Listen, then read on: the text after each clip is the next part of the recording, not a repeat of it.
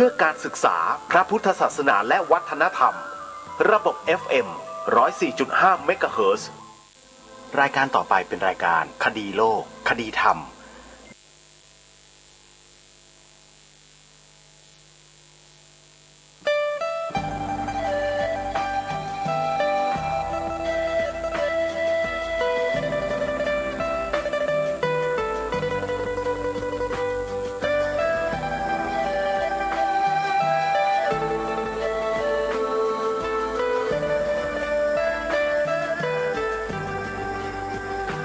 กล้าคิด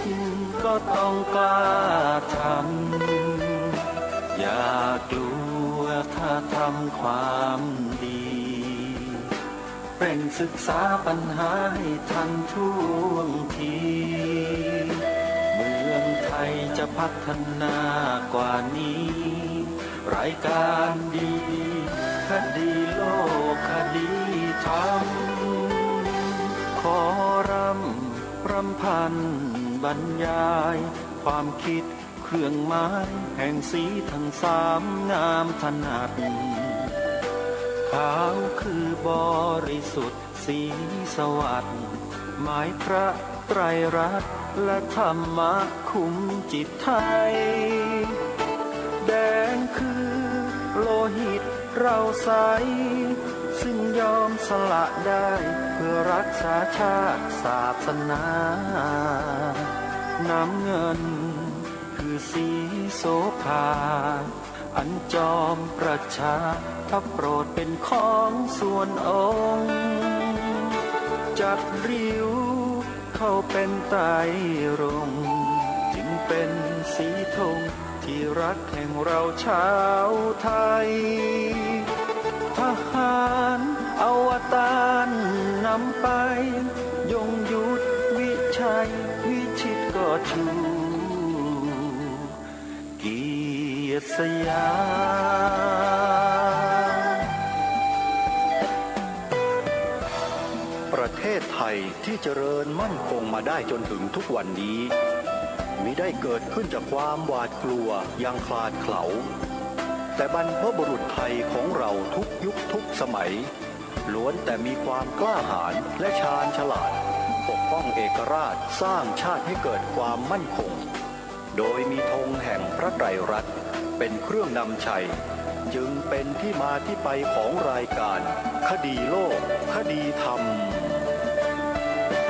กล้าคิดก็ต้องกล้าท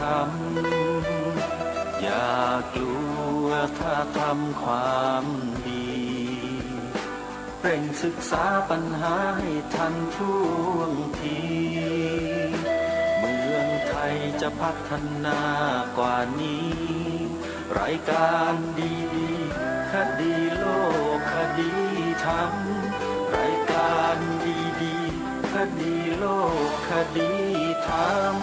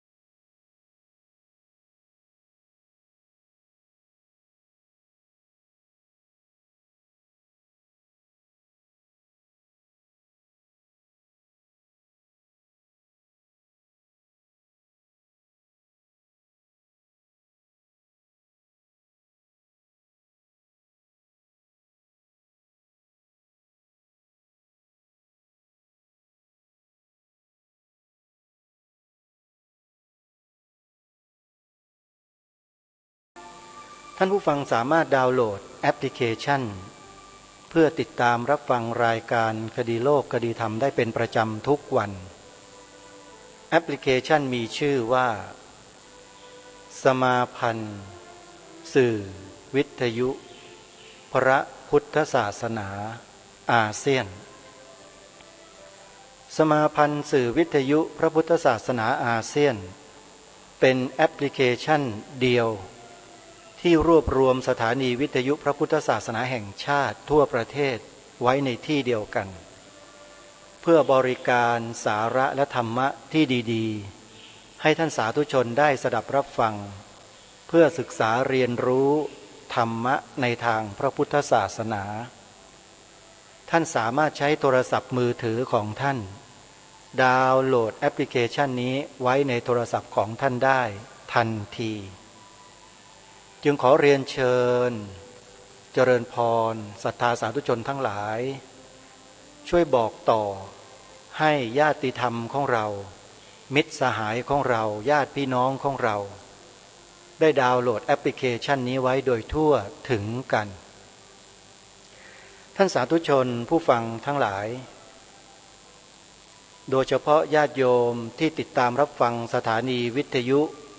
วัดป่าจริยธรรมตั้งอยู่ที่ตำบลนาดอกคำอำเภอนาด้วงจังหวัดเลยจะได้ยินสปอตประชาสัมพันธ์เชิญชวนผู้สนใจเข้ารับการอุปสมบทเป็นพระภิกษุและเข้าถือบวชเป็นแม่ชีระหว่างวันที่20พฤษภาคมเป็นต้นไปรายการคดีโลกคดีธรรมขอสนับสนุนส่งเสริมให้ท่านที่มีบุญทั้งหลายได้เข้าร่วมโครงการดังกล่าวนี้โดยทั่วถึงกันเพราะมีความเชื่อมั่นส่วนตัวว่าสำนักแห่งนี้คือวัดป่าจริยธรรมเจ้าอาวาสพระครูจริยสารธรรมหรือท่านนิรุตนิติสาโรรูปนี้เนี่ยท่านทำจริงแล้วก็ได้ประโยชน์จริงมีความมุ่งมั่นเป็นคนที่มีอุดมการณ์เป็นพระสงฆ์ที่ท่านมีอุดมการณ์รักพระพุทธศาสนายิ่งชีวิตจากที่ได้ดำเนินการร่วมงานคบหาสมาคมกันมาเป็นระยะเวลากว่า10 ปีอาตมาภาพยืนยันได้ว่าวัดป่าจริยธรรมแห่งนี้จะสามารถสร้างประโยชน์ให้เกิดขึ้นแก่ผู้คนสังคมประเทศชาติพระพุทธศาสนาและนำพาผู้คนแสดงความจงรักภักดีแด่สถาบันพระมหากษัตริย์100%รายการคดีโลกคดีธรรมขอสนับสนุนกิจกรรมทุกกิจกรรมของวัดป่าจริยธรรมหรือแม้แต่สถานีวิทยุพระพุทธศาสนาแห่งชาติคลื่นต่างๆทุกภูมิภาคภายในประเทศของเรารายการคดีโลกคดีธรรมขอสนับสนุนให้ญาติโยมสาธุชนได้ร่วมทำบุญหรือเป็นสะพานบุญให้กับครูบาอาจารย์ของเราทุกสถานีด้วยเช่นกันเพราะเชื่อมั่นว่าครูบาอาจารย์ของเราที่เป็นพระสงฆ์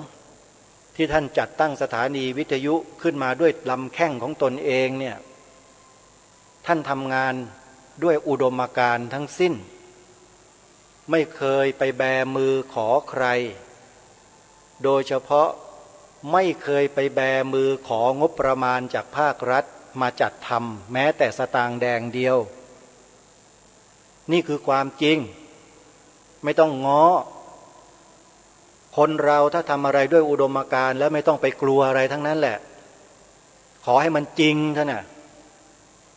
รายการคดีโลกคดีธรรมขอสนับสนุนเต็มที่แล้วขอเป็นกระบอกเสียงให้ท่านทำหน้าที่ให้เต็มที่เลย แล้วก็ขอเชิญชวนญาติโยมสาธุชนเราทุกท่านทุกคนที่ฟังรายการอยู่ในขณะนี้นะโยมครูบาอาจารย์ของเราที่อุบัติขึ้นมาแล้วทำหน้าที่นี้มันมีไม่กี่รูปกี่องค์หรอกในโลกเนี้ยถ้าโยมไม่สนับสนุนส่งเสริมพระที่ท่านทำงานอย่างนี้แล้วจะไปสนับสนุนใครล่ะโยมนี่คือประโยชน์ที่กว้างขวางที่เราสามารถใช้ปัญญาพิจารณาแล้วร่วมกันสนับสนุนส่งเสริมทำบุญเผยแผ่ธรรมทางพระพุทธศาสนาเป็นการทำบุญที่ง่ายเป็นการทำบุญที่ได้อานิสงส์ใหญ่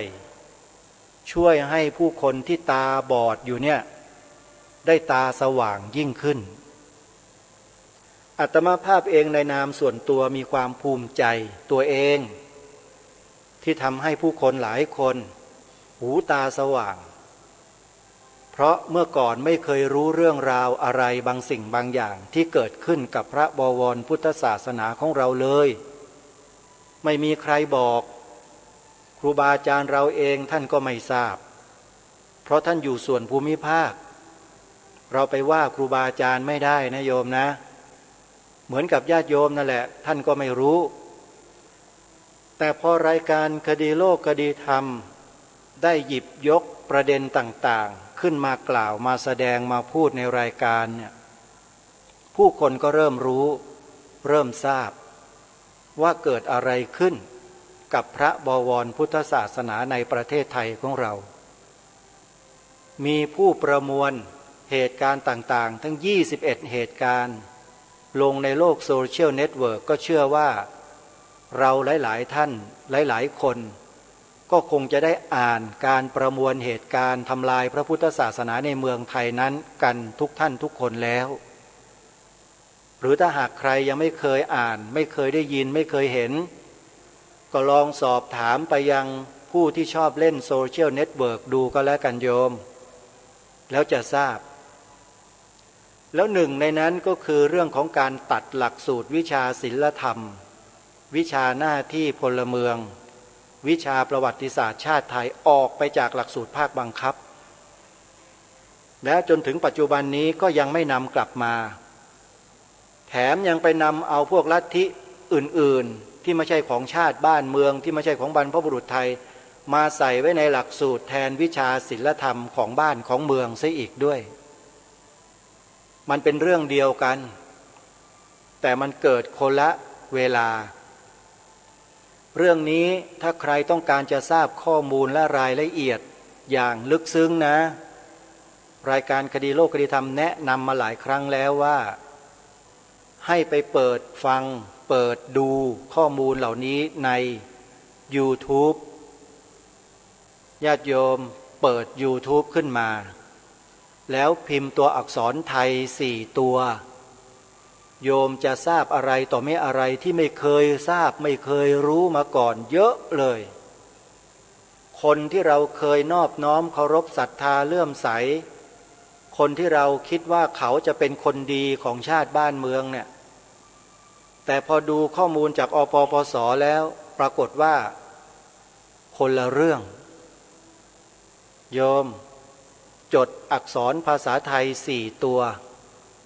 อักษรไทยคือพยัญชนะ4ตัวนี้ใน YouTube พิมพ์ลงไปเลยออ่างปอปลาพอพานสอเสืออปพศแล้วเปิดดูเข้าไปเยอะๆมีกี่คลิปก็เปิดดูให้จบคลิปหนึ่งก็ไม่ยาวหรอกไม่เกิน5 นาทีดูแล้วหูตาสว่างแต่ถ้าใครยังมีข้อสงสัยในแง่ของกฎหมายอีกก็มีอีกคลิปหนึ่งที่จะให้เปิดดูเกี่ยวกับเรื่องเดียวกันนี่แหละพิมพ์คำว่าหม่อมช้างหอหีบมอม้าไม่เอกออ่างมอม้าชอช้างไม่โทสระอางองูอ่านว่าหม่อมช้างสะกดให้ทีละตัวเลยนะโยมบางท่านเขียนคำว่าหม่อมไม่เป็นปรากฏว่าไม่ใส่หอหีบใส่มอม้าตัวเดียวมันก็กลายเป็นม่อมมาสิโยมต้องมีหอหีบเป็นตัวอักษรนำด้วยนะ หม่อมช้างสองคลิปสองชื่อนี้แหละโยมที่ออกมาเปิดโปงขบวนการเบื้องลึกเบื้องหลังซุกในพรมใต้พรมอะไรต่างๆเนี่ยเปิดเผยหมดเลยท่านสามารถที่จะเข้าไปดูได้แล้วเมื่อดูแล้วพิจารณาแล้วเนี่ยท่านอย่าพึ่งเชื่อแล้วก็อย่าพึ่งไม่เชื่อแต่จงนำไปขบคิดพิจารณาหาเหตุหาผลดูก่อนแล้วเมื่อท่านหาเหตุผลแล้วสอบถามผู้รู้เทียบเคียงกับหลักฐานข้อมูลอะไรบางอย่างแล้วท่านประติดประต่อเรื่องราวทั้งหมดได้แล้วนั่นแหละคือคำตอบที่จะว่าเชื่อหรือไม่เชื่อเพราะฉะนั้นการใช้วิจารณญาณยังมีความจำเป็นอยู่เสมอสำหรับผู้ที่นับถือศาสนาพุทธพวกเราเนี่ยนับถือศาสนาพุทธกันนะไม่ใช่ศาสนาแห่งคนโง่ไม่ใช่ศาสนาแห่งคนซื่อบื้อเป็นศาสนาของคนที่มีความเฉลียวฉลาดเป็นศาสนาของนักปราชญ์บัณฑิตใครก็ตามที่ได้นับถือศาสนานี้แล้วทำการศึกษาเรียนรู้คำสอนหลักการของศาสนานี้อย่างละเอียดลึกซึ้งจนเป็นที่เข้าใจแล้วจะไม่กลับกลายเป็นคนโง่อีกต่อไปโยมอาตมาภาพคนหนึ่งละไม่ยอมกลับไปโง่เหมือนดังที่เคยเป็นมาก่อนอีกเพราะเมื่อก่อนมันไม่รู้ไม่เคยรู้อะไรเลยพอได้บวชได้เรียนได้เขียนได้อ่านได้เจริญจิตตภาวนาฝึกฝนอบรมตนในส่วนของวิปัสสนาธุระจึงรู้ว่าอะไรคืออะไรให้มนุษย์ในโลกิยะวิสัยมาหลอกมาลวงมันทำไม่ได้โยมเอาเงินมาหลอกมาล่อเอาอะไรมาหลอกมาล่อยศถาบรรดาศักดิ์มาหลอกมาล่อไม่ประสบความสำเร็จสักอย่างเพราะเรารู้แล้วเข้าใจแล้วว่าสิ่งทั้งหลายทั้งปวงเหล่านั้นมันคืออะไรเพราะฉะนั้นถ้าจะเป็นชาวพุทธที่ดีเป็นชาวพุทธที่มีความหนักแน่นมั่นคงในพระรัตนตรัยต้องทำอย่างนี้นี่แหละเรียนเขียนอ่านปฏิบัติตามอย่างเคร่งครัดแล้วท่านจะรู้ว่าชีวิตของเราที่เกิดมาเนี่ยในชาตินี้แล้วได้มาเจอกับแผ่นดินอันประเสริฐเรียกว่าปฏิรูปประเทศอย่างประเทศไทยของเราเพราะว่ามีพระบวรพุทธศาสนาเกลื่อนกล่นกันอยู่ทุกอนูของแผ่นดินเนี่ยมันเป็นความโชคดีของชีวิตแค่ไหนเราจะรู้ด้วยตัวของเราเองไม่ใช่แค่นั้นนะเมื่อรู้คุณค่าเหล่านี้แล้วเนี่ยมันพร้อมที่จะสละชีวิตเพื่อรักษาคุณค่าแท้เหล่านี้เอาไว้ให้ลูกหลานรุ่นต่อๆไปได้สืบสานมันเป็นไปโดยอัตโนมัติโยมอาตมาภาพไม่ต้องให้ใครมาจ้างหรอกมันทำด้วยสำนึกเพราะฉะนั้นเรื่องของจิตสำนึกเนี่ยเป็นเรื่องสำคัญไม่มีใครเอามาให้เราได้หรอกจิตสำนึกสร้างเองสร้างกันเองมีใครมาบอกเราว่าเป็นอย่างนั้นอย่างนี้มันเป็นไปไม่ได้หรอกเดี๋ยวพอมีใครมาบอกให้อย่างนู้นอย่างนี้ก็เดี๋ยวก็เฉไปอีกนะไม่ตรงอีกมันเป็นไปได้เพราะฉะนั้นมันต้องสร้างขึ้นด้วยตัวของเราเองปักมาลงไปให้แน่นในจิตใจของเราเนี่ยจิตสำนึกเนี่ยนะแล้วก็ต้องขอบอกทุกท่านทุกฝ่ายทุกคนเอาไว้ด้วยว่าไอ้จิตสำนึกข้อนี้มันไม่ได้เกิดขึ้นด้วยคำพูดแต่มันเกิดขึ้นด้วยการปฏิบัติลงมือปฏิบัติจริงๆแล้วจะเห็นแล้วจะเข้าใจปฏิบัติอะไรล่ะท่านปฏิบัติวิปัสสนากรรมฐานไงตามแนวมหาสติปัฏฐานสูตรรับรองได้ว่าจะไม่มีวันบิดเบี้ยวไปเป็นอย่างอื่นเลยยังคงรักษาความเป็นไทยแท้ๆเอาไว้อย่างสุดลิ่มทิ่มประตูเพราะมีอุดมการณ์ที่มั่นคงอุดมการณ์เนี่ยแท้ที่จริงแล้วมันคืออะไรทราบไหมฮะสัจจะ ความจริงใจแต่คนส่วนใหญ่ในโลกนี้มันมีแต่จริงโจ้หาความจริงใจไม่ค่อยได้ไม่ต้องไปดูคนอื่นดูตัวเราเองดูให้มันชัดๆที่มันจริงโจ้หรือมันจริงใจกับตัวเองเนี่ยมันจริงใจไหมถ้ากับตัวเองมันยังไม่จริงใจแล้วมันจะไปจริงใจกับคนอื่นเป็นไปไม่ได้มีสัจจะพูดจริงแล้วทำจริงแล้วทำได้แล้วก็ยอมตาย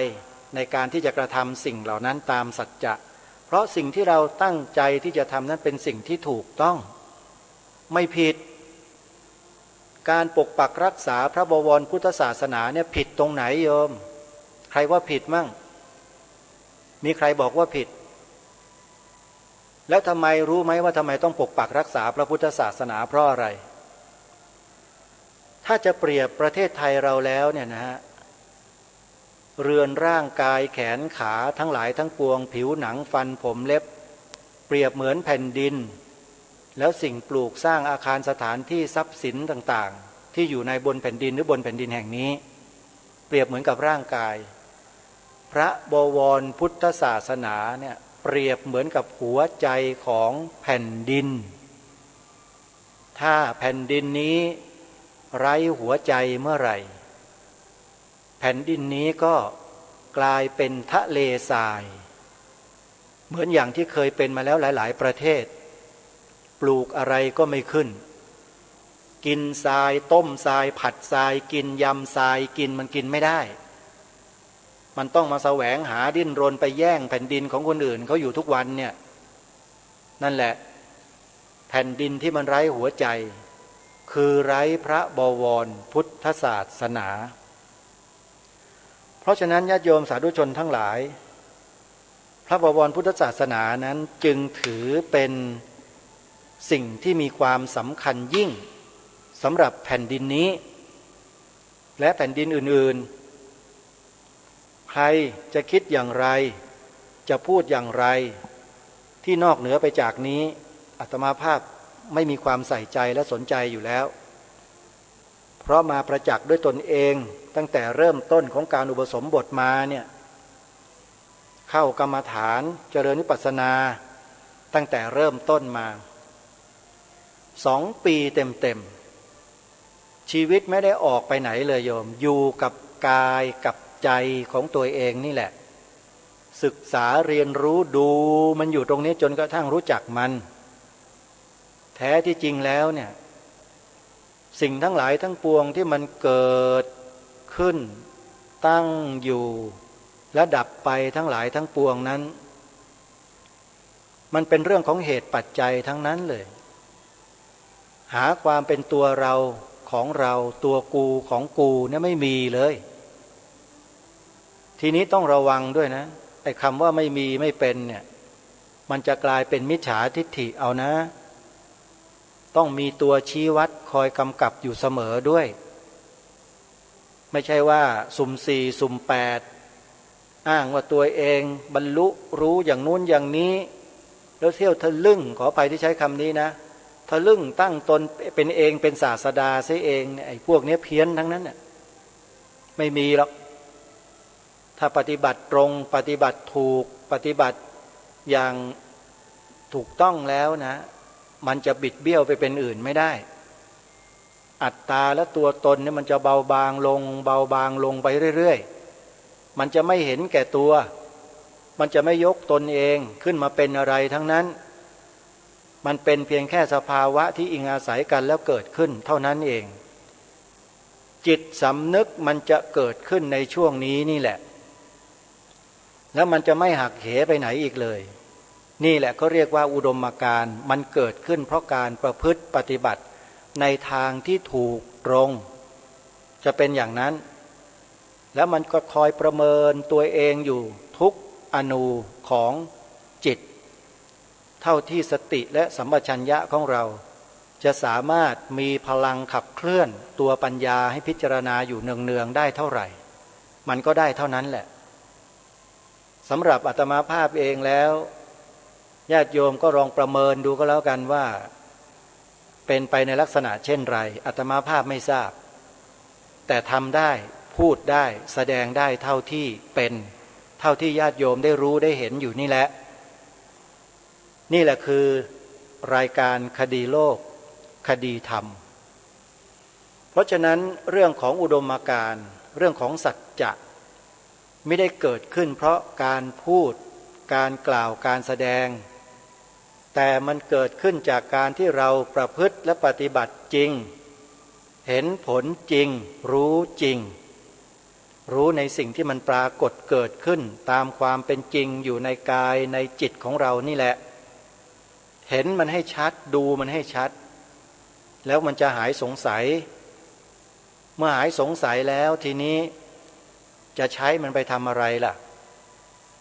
จะใช้ปากไปทำอะไรก็ใช้ไปดิใช้กายทำอะไรก็ใช้ไปดิก็เมื่อตัวปัญญามันเกิดแล้วนี่ก็ใช้ให้มันเป็นประโยชน์ประโยชน์อะไรไม่ใช่ประโยชน์ตนนะประโยชน์ต่อส่วนรวมตัวชี้วัดมันอยู่ตรงนี้มันบ่งบอกตัวเราเองว่าเราเห็นแก่ตัวไหมถ้าปฏิบัติแล้วมันไม่เห็นแก่ตัวใช้ได้เห็นแก่ประโยชน์ส่วนรวมใช้ได้และประโยชน์ส่วนรวมนั้นต้องเป็นประโยชน์ตรงด้วยนะไม่ผิดสภาวะนะประโยชน์ส่วนรวมที่ถูกตรงก็คือทำเพื่อชาติพระพุทธศาสนาพระมหากษัตริย์3สถาบันทุกอย่างจะเป็นตัวชี้วัดและบ่งบอกความสมบูรณ์แห่งสภาวะที่เกิดขึ้นว่าเราเดินมาถูกทางหรือไม่ถ้านอกเหนือจากนี้ยังไม่แน่ใจอาตมาภาพไม่มั่นใจเพราะนั่นถือว่าเป็นความหักเหของบางสิ่งบางอย่างที่อาจจะยังไม่สมบูรณ์พอหรืออาจจะถูกหักเหไปด้วยปัจจัยอื่นๆที่เข้ามาแทรกในขณะที่เจริญกรรมฐานมันเป็นไปได้อยู่ไม่ใช่เป็นไปไม่ได้อาตมาภาพเนี่ยชอบประเมินชอบตรวจสอบคนโดยเฉพาะที่เป็นนักปฏิบัติโดยเฉพาะที่เป็นนักเรียนอภิธรรมทั้งหลายเนี่ยชอบประเมินนักนะที่บอกว่าเก่งสอบได้ที่หนึ่งเนี่ยอาตมาภาพชอบคุยชอบพูดแล้วจะจับอาการดูที่เรียนอภิธรรมมาแล้วจบมาแล้วเนี่ยมันได้อะไรบ้างถ้าหากว่าอาตมาภาพไม่ได้เรียนพระอภิธรรมมาก่อนมานั่งพูดแบบนี้มันพูดไม่ได้หรอกโยมนี่แหละนักเรียนพระอภิธรรมตัวยงด้วยไปถามที่อชวดูก็ได้เพราะฉะนั้นพูดได้แสดงได้กล่าวได้แต่ถ้าเป็นเรื่องไหนที่ไม่เชี่ยวชาญไม่ชำนาญจะไม่พูดไม่ปรารภนี่คือความตรงนะความตรงมันเป็นอย่างนี้แล้วก็อาจหาญแกล้วกล้าแล้วก็ไม่อวดตัวเองด้วยแต่จะคอยปรามคนที่มันออกนอกลู่นอกทางอย่างที่อาตมาภาพพูดรายการมาโดยตลอดที่ยืนยันความจริงของบ้านนี้เมืองนี้มาโดยตลอดว่าพระพุทธศาสนาเป็นศาสนาประจำชาติไทยของเราเนี่ยคำพูดประโยคนี้เนี่ยมีคุณค่ามหาศาลที่คนไทยเราทุกคนควรที่จะนำไปพูดไปกล่าวไปแสดงไปสอนลูกบอกหลานให้กล่าวให้พูดคำนี้ออกมาจากปากไม่ใช่ไปเก็บงำมาไว้อยู่ข้างในมันไม่มีประโยชน์เราไปเก็บไว้ในใจเขียนเป็นลายลักษณ์อักษรเป็นกฎหมายรัฐธรรมนูญได้ยิ่งดีแต่ก็มีพวกศัตรูของบ้านเมืองมันต่อต้านอยู่ตลอดอาตมาภาพขอยืนยันว่าพวกนี้คือศัตรูของบ้านเมืองนี้ทั้งนั้นแหละที่ออกมาคัดค้านออกมาต่อต้านไม่ให้พระพุทธศาสนาเป็นศาสนาประจำชาติไทยเนี่ยพวกนี้เป็นพวกที่แฝงตัวเข้ามาเป็นคนไทยแฝงตัวเข้ามาเป็นชาวพุทธแต่จิตใจไม่ใช่เลยไม่ใช่พุทธแท้พุทธเทียมเหมือนกับมิตรเทียม ที่องค์สมเด็จพระสัมมาสัมพุทธเจ้าตรัสสอนพวกเราไว้อะโยมไปดูสิในทิศหกอะสิงคาลสูตรไปเปิดดูได้มิตรเทียมไปดูได้เลยโยมว่ามีลักษณะเป็นเช่นไรพวกเนี้ยเห็นแก่ตัวไม่ได้เห็นแก่ประโยชน์ส่วนรวมหรอกถ้าเห็นแก่ประโยชน์ส่วนรวมมันจะคัดค้านศาสนาพุทธไม่ให้เป็นศาสนาประจำชาติบัญญัติไว้ในรัฐธรรมนูญทำไมล่ะถ้ามันไม่เห็นแก่ประโยชน์ส่วนรวมอ่ะขออภัยถ้าเห็นแก่ประโยชน์ส่วนรวมจะคัดค้านทำไมคัดค้านเพื่ออะไรเพื่อใครเพื่อคนกลุ่มไหนแล้วยอมรับหรือเปล่าว่าประเทศนี้แผ่นดินนี้เป็นแผ่นดินพุทธนะยอมรับไหมนี่คือสิ่งที่รายการคดีโลกคดีธรรมย้ำมาโดยตลอดแล้วก็ยังคงย้ำอยู่มันไม่สามารถที่จะปล่อยให้สิ่งเหล่านี้เลยผ่านไปแบบง่ายๆและอาจจะไม่ให้เลยผ่านไปด้วยสำหรับชีวิตนี้นะโยมมันเป็นสำนึกฮะจิตสำนึกชี้วัดง่ายๆกับคนในสังคมประเทศนี้ชี้วัดกันง่ายๆด้วยเรื่องนี้เรื่องเดียวว่าคุณรักประเทศนี้จริงหรือเปล่าถ้าคุณรักประเทศนี้จริงคุณต้องยกพระพุทธศาสนาสิไม่ใช่มาต่อต้านคัดค้านพระพุทธศาสนากันแบบนี้ย้ำมาโดยตลอดพวกเราทั้งหลายทั้งปวงขอให้พวกเราเนี่ยมั่นคงในอุดมการณ์ในข้อนี้เอาไว้นะอย่าให้ใครมันมาเสี่ยมให้พวกเราเนี่ยเกิดความคิดเห็นที่แตกต่างกันอีกไม่เช่นนั้นบ้านเมืองนี้จะแตกสลายไม่มีชิ้นดีบ้านเมืองนี้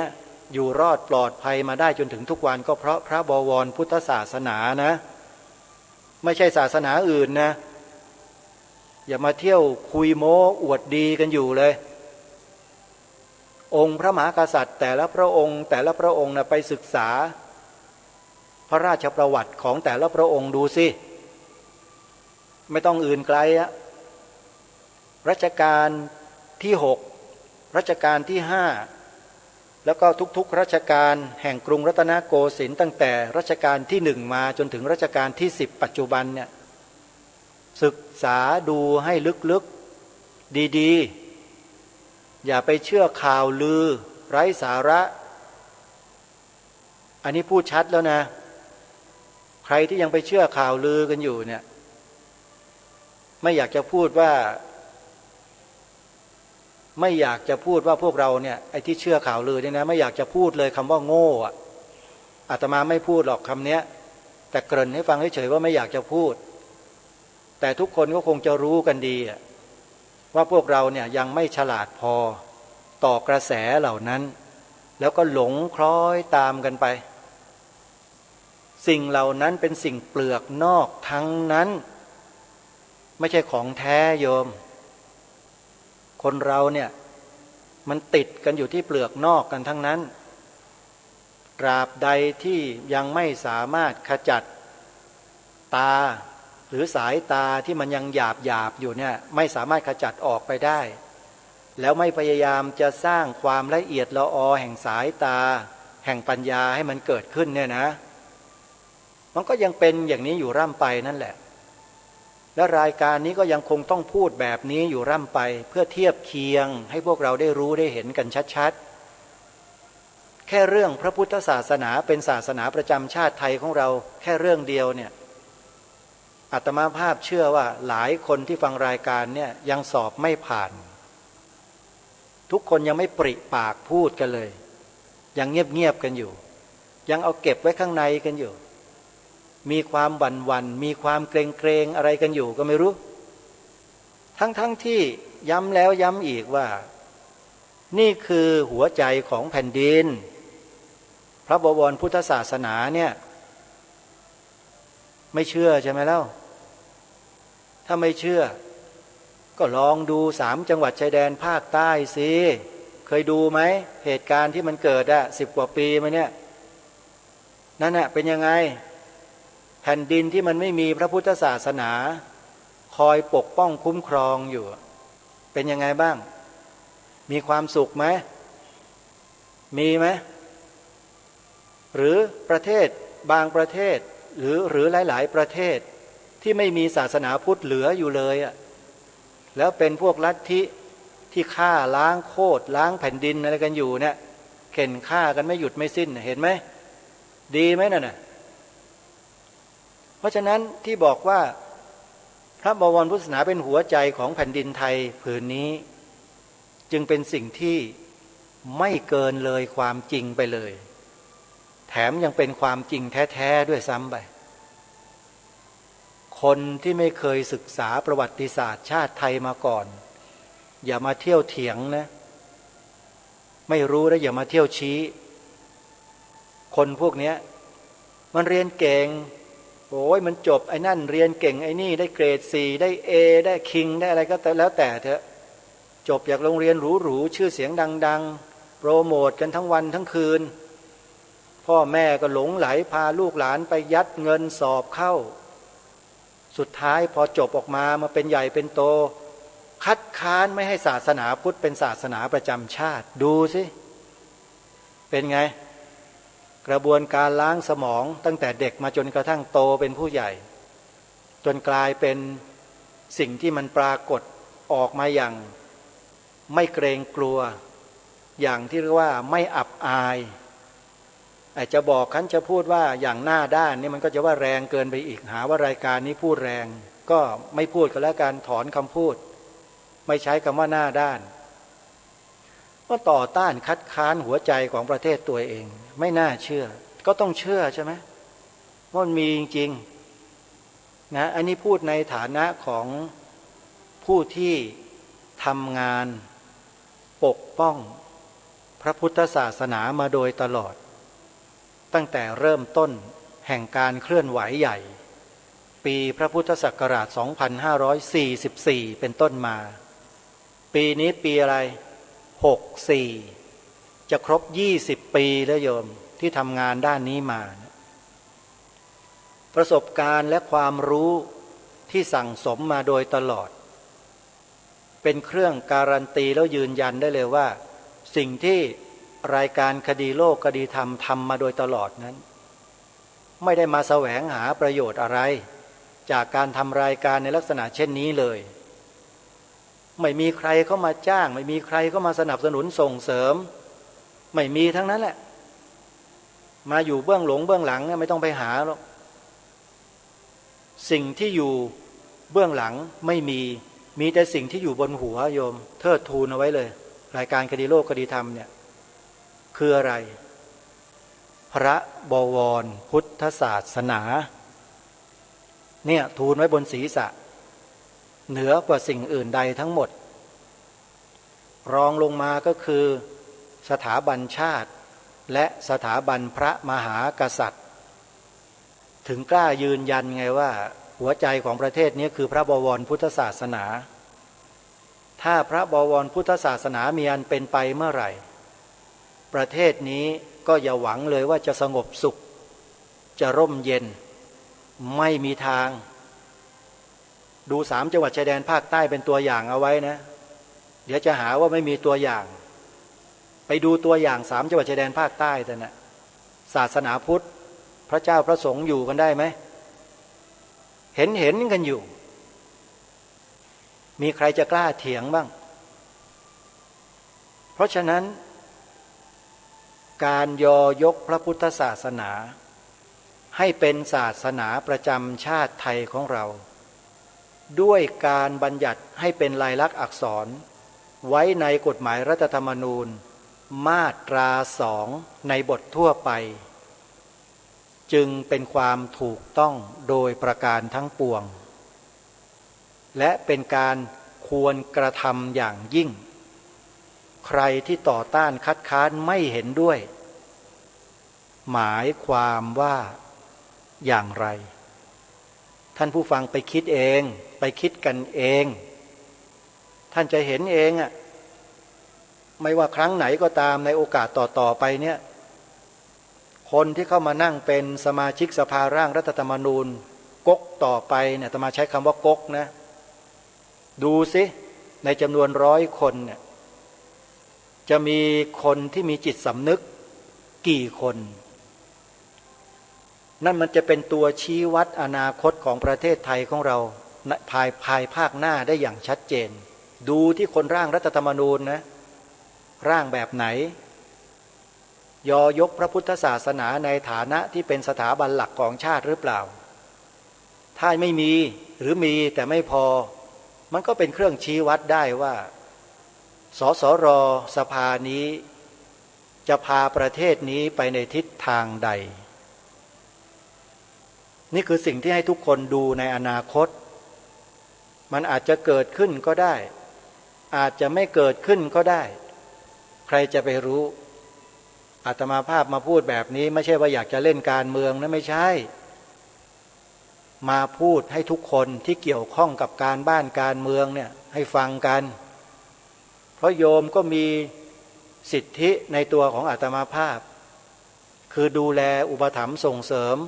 ให้ความสะดวกมีศรัทธาอาตมาภาพก็มีหน้าที่ให้ความรู้ความเข้าใจกับญาติโยมเป็นเรื่องปกติธรรมดาของพระพุทธศาสนาที่มีนักบวชอย่างเราอาตมาภาพทั้งหลายทำหน้าที่เผยแผ่คำสอนแต่รายการนี้นอกจากจะเผยแผ่คำสอนในบางแง่บางมุมแล้วเนี่ยก็ยังเสริมใยเหล็กให้ทุกคนนั้นได้มีจิตสำนึกในทางสังคมร่วมกันด้วยได้สองประโยชน์ในคราวเดียวกันเห็นไหมไม่ทิ้งประโยชน์ใดประโยชน์หนึ่งคือเมื่อมีของดีแล้วก็ต้องระวังป้องกันรักษาของดีนั้นด้วยถ้าหากไม่ระวังไม่ป้องกันรักษาของดีนั้นอาจจะหลุดลอยหายไปหรือถูกขโมยไปหรือถูกปล้นไปหรืออาจจะตกถูกทำลายไปเห็นไหมเพราะไม่ระวังรักษาป้องกันฉันใดก็ฉันนั้นเรามีพระบวรพุทธศาสนาเป็นหัวใจของชาติบ้านเมืองอยู่แล้วเนี่ยถ้าเราไม่ปกปักรักษาไว้ด้วยวันหนึ่งพระพุทธศาสนาซึ่งเป็นหัวใจของชาตินี้อาจจะถูกตัดขั้วหัวใจลงเมื่อไหร่ก็ได้เพราะตอนนี้ก็ถูกตัดแขนตัดขาไปแล้วโดยการยกเลิกหลักสูตรวิชาศิลธรรมวิชาหน้าที่พลเมืองวิชาประวัติศาสตร์ชาติไทยซึ่งเป็นวิชาที่เกี่ยวเนื่องกันทั้งหมดเนี่ยออกไปจากหลักสูตรภาคบังคับเป็นแกนหลักสูตรแกนหลักถูกตัดไปเลยให้ไปเป็นเนื้อหาอยู่ในหลักสูตรที่เขากำหนดขึ้นมาใหม่มันเป็นกลยุทธ์ของใครบางกลุ่มบางพวกที่ต้องการให้ประเทศไทยเราเป็นอย่างที่เป็นนั่นแหละที่เป็นอยู่ที่เห็นกันอยู่นะเห็นไหมล่ะมีความเคารพศรัทธาต่อชาติศาสนาพระมหากษัตริย์กันมากน้อยเพียงใดทุกท่านทุกคนก็เห็นกันอยู่แล้วถ้าหากมาในยุคเรารุ่นเราที่กำลังฟังรายการอยู่ในขณะนี้กลายเป็นคนในลักษณะเช่นเดียวกันแบบนั้นเนี่ยมันจะเหลืออะไรล่ะทั้งพระทั้งโยมนั่นแหละไม่ได้พูดว่าใครคนใดคนหนึ่งทุกคนต้องรับผิดชอบชาติบ้านเมืองทั้งหมดโดยเฉพาะรับผิดชอบต่อพระบวรพุทธศาสนาของเรายกเว้นไอ้พวกคนที่ชอบจับผิดนะโยมจับผิดชาวพุทธจับผิดพระสงฆ์อย่างนู้นอย่างนี้แล้วก็พูดให้พวกเราเนี่ยเลิกศรัทธาต่อกันและกันเคยถวายปัจจัยเคยสนับสนุนทำนุบำรุงส่งเสริมก็เลิกถวายกันเลยเนี่ยคนพวกเนี้ยระวังให้ดีนะเนี่ยระวังให้ดีเดี๋ยวจะหาว่าไม่เตือนกันการที่พระศาสนาเราดำเนินมาจนถึงรุ่นพวกเราทุกวันนี้ได้ก็เพราะมีการทำนุบำรุงส่งเสริมกันเยี่ยงนี้มาโดยตลอดพระสงฆ์ไม่เคยที่จะทำอะไรออกนอกลู่นอกทางได้ปัจจัยจากญาติโยมมาเนี่ยก็มาส่งเสริมกิจการงานในพระศาสนาด้านต่างๆมากมายหลายประการเช่นสร้างวัดสร้างอาคารสถานที่โบสถ์วิหารลานเจดีย์สร้างงานสร้างการศึกษาเผยแผ่สารพัด สาธารณูปการสาธารณสงเคราะห์การศึกษาสงเคราะห์ใช้เงินทั้งนั้นนะโยมทีนี้เงินมาจากไหนอ่ะพระไปนั่งเสกเอาได้เงินน่ะก็ต้องบอกบุญให้ญาติโยมร่วมทำบุญกันก็เป็นวิสัยที่เราสามารถทำได้แล้วทำแล้วก็ไม่ได้ไปเดือดร้อนใครถ้าจะพูดให้หยาบๆหน่อยก็คือทำแล้วมันก็ไม่ได้ไปหนักหัวใครซะหน่อยแล้วมาเดือดร้อนแทนทำไมมาเที่ยวพูดบอกญาติโยมว่าอย่าไปถวายนะเงินน่ะถวายแล้วบาปพูดทำไมพูดให้มันเกิดอะไรขึ้นพูดให้เกิดอะไรรู้ไหมให้เกิดความเสื่อมให้เกิดความฉิบหายพูดแบบนั้นน่ะอาตมายืนยันเลยว่าฉิบหายถ้าทำตามคนที่พูดเหล่านั้นนะโยมใช้สมองใช้ปัญญาคิดให้ดีพระสงฆ์ที่เป็นลูกหลานชาวบ้านมาบวชแล้วได้มีโอกาสศึกษาเล่าเรียนพัฒนาปัญญาของตัวเองแล้วก็สามารถใช้ความสามารถที่ตัวเองมีเนี่ยสร้างงานสร้างกิจการต่างๆของพระศาสนามาจนถึงวันนี้ได้เนี่ยเพราะเราช่วยกันส่งเสริมแบบนี้มาโดยตลอดใช่หรือไม่แล้วถ้าหากญาติโยมหยุดถวายเงินพระแล้วพระท่านทำอะไรล่ะให้พระท่านนั่งเฉยๆงานการกิจการต่างๆที่ทำกันมาดูแลกันมาก็ต้องยุติลงทั้งหมดเพราะมันไม่มีตังค์ไม่มีปัจจัยเนี่ยโยมทำอะไรไม่ได้จริงไม่จริงหรือโยมปฏิเสธตามคนพวกนั้นว่าไม่จำเป็นแล้วพระสงฆ์ไม่ต้องมีแล้วเงินทองอะไรไม่ต้องเอาไม่ต้องใช้อย่างนั้นหรือเปล่าโยมลองดูไหมโยมลองดูก็ได้มาบวชนะมาบวชดูแล้วลองไม่ต้องใช้เงินสิมาอยู่อย่างนี้นะมาทำงานแบบนี้นะมารับผิดชอบแบบนี้ด้วยไม่ใช่มาบวชแล้วก็มาเอาเห็นแก่ตัวนั่งเฉยๆไม่ใช่นะต้องมานั่งทำงานด้วยและไม่ต้องเรียกร้องหาเงินไม่ต้องไปเรียกร้องใครทั้งนั้นดูซิว่าจะทำได้หรือเปล่าอย่าไปเอาสาวกตัวเองมาคอยถือหางอยู่แล้วเที่ยวมาอวดอ้างตัวเองว่าไม่ต้องมีตังค์แล้วก็ทำอะไรได้อย่ามาทำแบบนั้นคนเรามันไม่เหมือนกันหรอกอย่างอาตมาภาพเนี่ยเป็นต้นไม่มีบริวารไม่มีทรัพย์ไม่มีเงินไม่มีอะไรทั้งนั้นเนี่ยก็ต้องบอกบุญญาติโยมไปอย่างเนี้ยใครที่มีศรัทธาก็บริจาคกันมาได้มาอาตมาภาพก็นำไปบริหารจัดการไปดูแลสิ่งที่สร้างสิ่งที่ทำไปเพื่ออะไรก็เพื่อประโยชน์ของทุกคนนั่นแหละใครมีโอกาสใครมีความสามารถก็ไปณสถานที่ที่อาตมาภาพสร้างอาตมาภาพทำก็ไปได้แต่ตอนนี้มันยังไม่พร้อมเพิ่งจะโดนพายุไปหมาดๆเมื่อวันที่18 เมษายนตอนบ่ายโมง35 นาทีลมมันหอบมันบิดต้นไม้ขนาดใหญ่ขาดท่อนเลยโยมมันรุนแรงมากแล้วกำลังที่จะฟื้นฟูกันอยู่ก็ต้องใช้เงินทั้งนั้นน่ะมีใครจะมาทำให้ฟรีบ้างล่ะอาตมาภาพไม่มีบารมีขนาดนั้นหรอกโยมนะก็เลยต้องบอกญาติโยมไปนั่นแหละใครที่จะร่วมจะสนับสนุนเพื่อฟื้นฟูสภาพพื้นที่ของสวนป่าสามัคคีธรรมที่อาตมาภาพกำลังแก้ไขปัญหาอยู่นี่ก็เชิญได้นะโยมนะติดต่อสอบถามไปได้ที่094-662-6935ที่เบอร์อาตมาภาพโดยตรงวันนี้เวลาของรายการหมดท่านสาธุชนอาตมาภาพก็ต้องขอขมาญาติโยมสาธุชนทุกท่านไว้ด้วยถ้าหากคำพูดคำจาใดที่ออกมาแล้วดูไม่เหมาะสมไม่งดงามไม่ไพเราะเพราะพริ้งก็ให้อภัยกันนะโยมนะนำสิ่งที่ดีไปสิ่งที่ไม่ดีอาตมาภาพรับคืนทั้งหมดขอความสุขสวัสดีในธรรมแห่งองค์สมเด็จพระบรมศาสดาสัมมาสัมพุทธเจ้าจงปรากฏเกิดมีขึ้นในจิตใจของท่านผู้ฟังทุกท่านทุกคนเทอญขอเจริญพร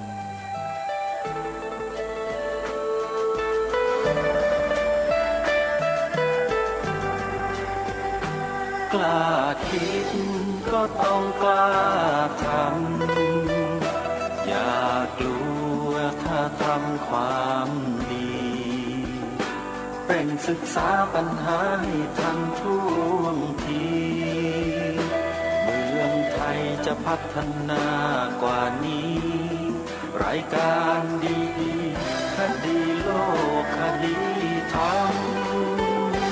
ขอรำพันบรรยายความคิดเครื่องหมายแห่งสีทั้งสามงามถนัดขาวคือบริสุทธิ์สีสวัสดิ์